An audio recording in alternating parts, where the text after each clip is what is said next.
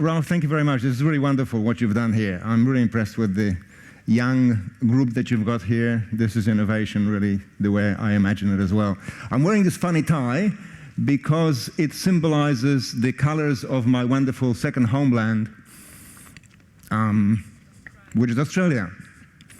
And it also is symbolic of the way architects used to work in the 60s and 70s around the world. Before computers came in, we used to lean over big drawing boards, and if you had a long tie, you would smear your drawing, which was normally done in pencil. So this is the symbol of my being an architect. Now, most of my professional training and most of my life I spent in Australia. I spent 6 years in Poland, but I spent 47 years in Australia. And I trained as a concert pianist, but then as an architect, and I got some of the best jobs in Australia, including the rebuilding of the Opera House with 3 floors underwater, and also the Australian Museum. I believe that large architectural projects are the foundation stone of building a national identity and in creating a strong image on the international stage. I think this is very important for countries. So I will use examples from Australia, where I was involved in this very successful process, because Australia came from a very, very low base. So I will show some examples of the biggest building projects in Australia and how they helped to mold the national identity of Australia and raise its image. So I talk about the ends of the earth. Australia is the end of the earth. I mean, have no doubt about it. Australia is so far away that it's not funny. Now, here is a boat. 200 years ago, it used to take 12 months to travel to Australia. Here's a boat that traveled for almost a year from England, sank on the shores of Adelaide Port on the southern part of Australia. Most of the lives were lost on that boat. Here's another boat which came from Europe. It burnt in the North Atlantic. Somebody knocked over a candle. The boats were built in timber. The whole boat burnt like a raging inferno. Fortunately, there was another ship nearby, which you can see in this painting, painted by one of the survivors later on.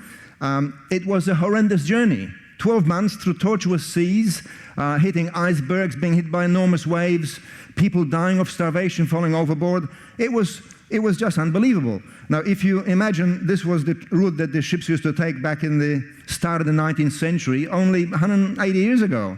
They used to travel through the Canary Islands to South America, then through South Africa. They went down south a long way because the winds were stronger there, going from west to east. So, wow, let's go down there. Let's take a risk because we can go fast to make more money. And they would sail to Australia, which was then only barely mapped. The east coast of Australia was unknown before 1770. Cook mapped it in 1770, and then people sailed there thinking it's the end of the world, but hopefully we'll make it. And thousands of people, tens of thousands of people, sank on the way.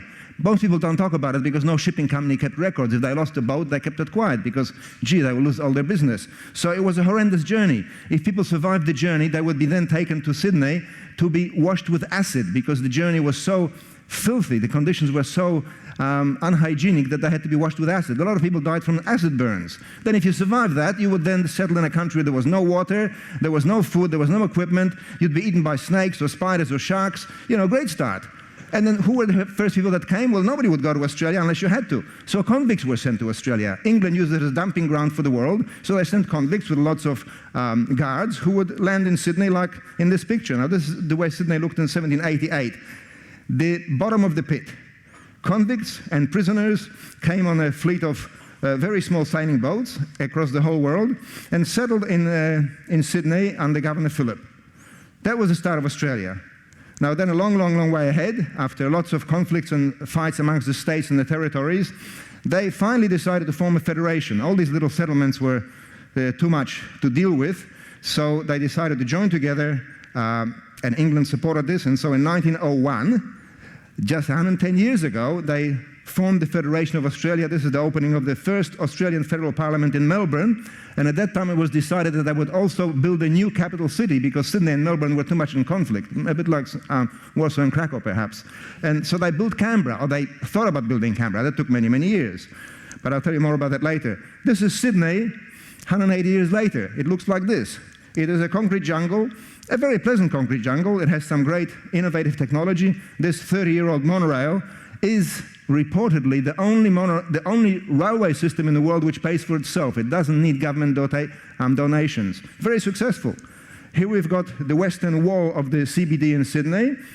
A bit overbearing, but it works, and we are now over Darling Harbour, a great entertainment and leisure centre, which was built on in the last 30 years. Very innovative designs. This is Australia. It's the smallest continent in the world, but the biggest island. Which way we want to look at it depends how positive you are. And we will go, there are 6 states and 2 territories which used to argue a lot with each other until 1901. We will go to the eastern state of New South Wales. I will start there because that's where I spent most of my life. And in the whereabout that star is will be the subject of my next project, which is the Snowy Mountains Hydroelectric scheme. Now, from 1949, in this region you see in the very bottom right-hand corner, in the Snowy Mountains, they built an enormous project which took 25 years to complete, and 100,000 people were involved in building this project. The interesting thing is that 67,000 of those people came from 30 countries other than Australia. So, of course, was it an Australian project? Well, hell no, it was built by overseas forces.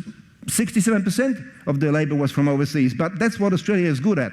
It manages its resources, and it's innovative, and it adapts the situation to its own needs. So after this project was built, 67,000 people from overseas, it was the biggest project in the world at that time. It was a series of 16 dams and 7 power stations which were supposed to supply. These dams are lakes. This is just one example of a lake in the Snowy Mountains. All these dams and power stations were interconnected with enormous tunnels and pipelines. And it was creating clean energy, already thinking of clean energy way back then, for the whole of the East Coast, plus water for irrigation of all the farms on the east coast of Australia. The tunnels in 1955 were an enormous success. It was really advanced technology in those days, but we used the best we could get from anywhere in the world and adapted it because we had to. We were desperate to make the country move forward. And we did. These are some of the dams, and in 52, 55, this was really pretty advanced technology. This is Tumut Power Station number 2, underground. I went there in 1972 with my parents, still as a young man. Very impressive. This looks like something out of Star Trek. I mean, it's pretty modern technology. Back in the 50s already, because Australia was always jumping ahead. It had to do innovative things just to survive. Now, the Olympic Games in 1956 in Melbourne were another big step forward because Australia was the end of the world. Who would go to Australia? Well, it seems that a lot of people did want to go there, and so the teams came. The games were very successful. Australia suddenly started to think of it as, gee, we are the leaders of the world. We are not the end of the world. We're not the dumping ground. We are a nation. And it started to give ideas of nationhood and national identity. Very successful games. I mean, everybody knows what Olympic Games look like now with television. In 56, this was pretty advanced stuff for Australia. Brought a lot of people there, gave the nation a lot of confidence, and it united a lot of people. Sport is almost like religion in Australia. It's a different culture to anywhere else in the world, but it does unite people. So we're looking for things to unite people so they feel like one nation. With the enthusiasm generated by the Games, very soon after the Olympics in 57 and 58, they built the Sydney Music Bowl in Melbourne. Very high-tech structure. I mean, why is Melbourne suddenly the leader in technology? Because they had the energy, they were motivated, they had the intention to be great. So this was a very high-tech structure, tensile structure, very lightweight, aluminum sandwich panels. It provides seating for 2,100 people undercover for summer concerts outdoors. And on the main lawn, which is a natural amphitheater in the park in the middle of Melbourne, you can seat 25,000 people for beautiful performances like this on a warm summer's evening, and there are a lot of warm summer evenings in Australia. So it was a natural requirement to have a space like this. Now we go to Sydney, my favorite city, because I lived there for most of my life. Here we have the famous Sydney Harbour Bridge, more about that later, but you'll see in the corner to the right of it is the famous Sydney Opera House. My favorite project. I had the great fortune of being project construction manager on this project for 3 years, rebuilding it. They didn't know what to do in Australia, how to become #1 after Melbourne had the Olympics. So the Premier broke all the rules of an international competition and gave the project to the only design which was innovative and crazy. Because Woodson came in and said, gee, what will I do here? Sketch something on a napkin. The Premier said, this is fantastic. You are the winner. We are going to throw the rule book out the window. And they did. And it was a disaster, but a great success at the same time. So it depends how you look at it. Is it a big negative or a big positive? Project was going to cost $5 million. It ended up $129 million, which in Polish money today is 5 billion zloty.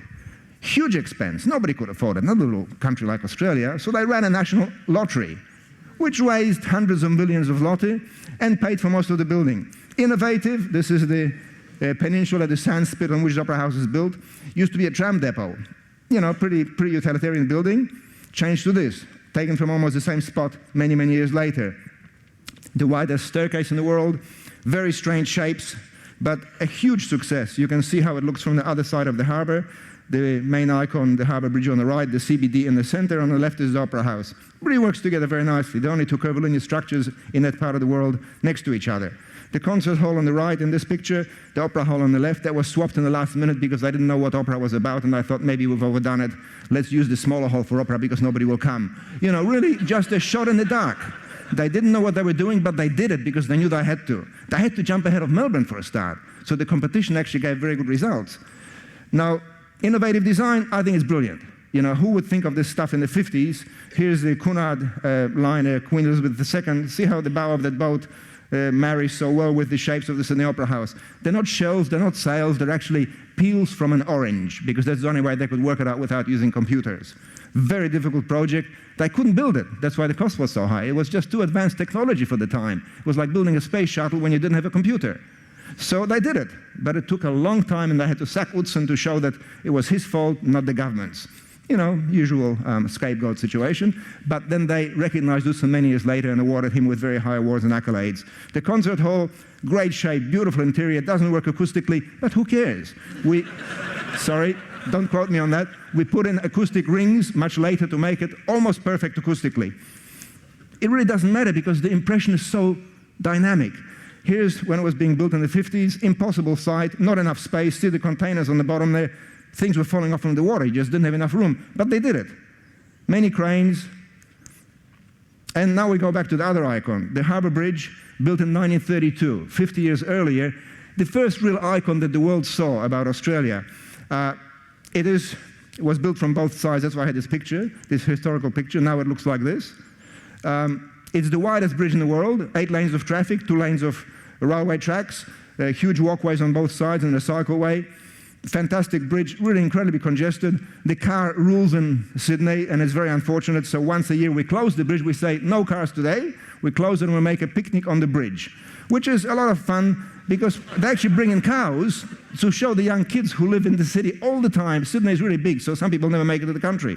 So when the little girl says, well, Mum, where does milk come from? Oh, the corner store. No, it comes from a cow. And here it is. The picnic actually is part of the culture now, and about 50,000 people go into a lottery, and 7,000 or 8,000 people manage to sit on the bridge in this format.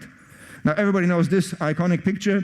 This is the way that the bridge and the Opera House have been embedded into the Australian psyche, into the culture. This is a symbol that every country needs. I mean, nobody would imagine this is China or France. Everybody knows this is Sydney. It's on television on every channel on New Year's Eve every year. What an icon. And such a little country like Australia, 21 million people, about half the size of Poland. And yet it's done amazing things. The inside of the Opera House, just very quickly, very interesting space. Great to sit behind the orchestra and watch how people play and how they frown and how the conductor gets upset when people come in at the wrong time. Very interactive space. It works. Acoustics, well, you know, limited, but good. But it works as a total concept. You don't have to get it 100% right as long as you do it.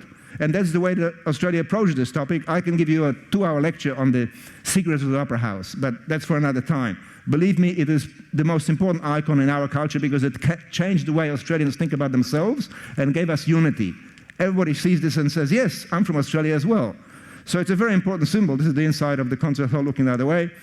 The Opera Theatre, which I said was swapped in the last minute, has a lot of problems as well. That's for another story. They finally made a space. It's actually a very rough lobby, which they called the Utzon Room after they reinstated him as a national hero in Australia. Utzon has not been back, but his son has been working very closely with the government recently. The outside steps, the widest steps, 3,000 people sit there in summer to watch outdoors an opera, which is free, whilst inside people are paying huge money for the 1,800 seats in the Opera Theatre. So it really works. It's part of the culture. It's part of the national iconography of the country. We had to save it, rebuild it, because after 15 years it was used so much more than anybody expected. It started to crumble, so we had to do a lot of restoration work, a lot of repair work, replaced all the ceilings. It was so busy doing 600 projects, they even misspelled my name on my business card. I didn't notice for the first year. I was too busy. I was working 18 hours a day. So you know, that's the energy that we get in Australia once we get stuck into something. Here we're checking the ceiling panels. They have to be all repainted. During the Olympics, big colored balloons are attached to the ridge lines of the shells. It's part of the landscape. It's part of the culture. So it's used in many different ways. And on a nice summer's evening, this is how it looks late at night. A real icon. We're very proud of it. And I think all countries need icons like this. Now we'll go to Canberra, our national capital, and you'll see on the far right, there is the meeting of the Parliamentary Triangle is where they built a new Parliament House, which was a mountain that was cut off on its top, and they inserted a huge building, a small city, in the mountain so it doesn't intrude on the environment. They were trying to be eco-friendly, but they still put in 500 or 600 rooms. I don't even know what the exact number is. I've been through there twice. You get lost. It is a city inside the mountain. Then they build a mountain on top, and the roof is actually part of the mountain. And when you get closer, this is actually on the same axis. In the middle of the triangle is the Parliamentary Axis. This is the old Parliament House, which was built originally in Canberra when they first built the city. It became too small. Now it's a museum. But the new Parliament, you can just see the flagpole behind it, about 2 kilometers further back, is a new Parliament, which looks like this. One of the biggest flagpoles in the world. It's actually sitting on top of the mountain, which you don't see from here. This is the main entrance veranda or colonnade. And inside there are hundreds and hundreds of rooms, both Houses of Parliament, etc., etc. You can go on for days and get lost in this place. That's our next biggest icon. It's probably not as visible because it hasn't got a shape from the outside. But it works. We're very proud of it. It costs, in today's money, 20 billion zloty, so also very expensive, but very important for the country. Australia survives because of its iconic symbolism, which we all need. Now, if you will allow me, I will just read a little note because I want to get this right. Just to conclude, all these projects have given Australia a positive image in the eyes of the world. They have also created a national identity and bond between the many immigrants who previously were often jealous and resentful amongst themselves. I believe that Poland has some similar problems with petty jealousies and regional resentments. Large national projects would unify this nation and create an identity and a spirit which will be recognized and respected all over the world. I challenge the leaders of Poland to think less in terms of past disasters and national martyrdom. Premier Tusk and President Komorowski, please give serious consideration to this idea in your strategic planning for the future of this wonderful country, which is already such a great cultural and intellectual powerhouse. Please, we really need some unifying national architectural icons in Poland. This is just the start and what's across the river. So thank you very much.